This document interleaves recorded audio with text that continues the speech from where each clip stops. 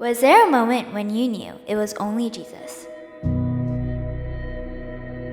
It was when I made the decision to not have an abortion.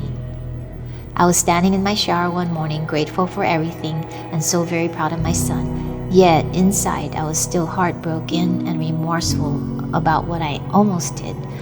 I was telling God I was sorry. At that moment, I started crying my eyes out, and I knew Jesus was affirming his forgiveness and freedom from guilt that day. I felt his presence when I was in a hike. Time when I was struggling in a semester. It was all just stressing me out at once. This is the first time I started actually praying. I don't know, I felt God's presence, or Jesus' presence. When the sunset hit me and it was really warm, I closed my eyes and it felt like I was being hugged. All these worldly things that are happening in my life, they're not gonna have a hold on me if I turn myself to Jesus. When the church community came together and blessed me and my family with some home repairs. Through that experience, I realized that God loved me for who I am, not for what I do. How I felt when I knew that Wes was passing. He wanted to go. And I said, well, it's when Jesus is ready, he'll tell you. For a moment, I just felt the peace and comfort come over me. What resonates with me is that God is always there. I knew it was God at youth camp when I was 12 years old, when I wasn't yet sure if I believed if Jesus loved me, and we were in the middle of worship and everything slowed down, and supernaturally I knew not only was he real, but he knew me and he loved me and he wanted me. My family lived in California.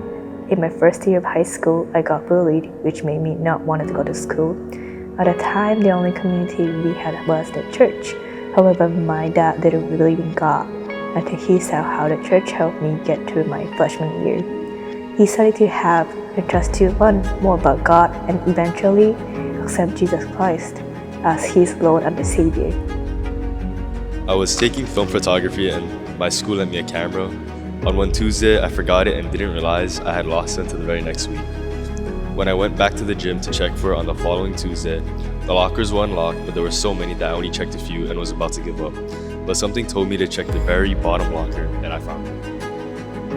I had lost consciousness. I had no idea what was going on. It was revealed to me that I had had my accident in front of a EMT's house, and this EMT specialized in head trauma. So the chances of that happening, I believe, could only be Jesus. My dog was going through surgery and she was supposed to pass away, but she ended up not passing away. I think the only thing that could explain this was Jesus, because the doctors were really sure that she was going to pass away. After my husband and I went water rafting in Oregon and almost drowned, it was then that we realized we needed to build a stronger faith-based foundation for our children and grandchildren. Yes, it was during the time when I was deep in my drug and alcohol addiction that I knew that there was no way out.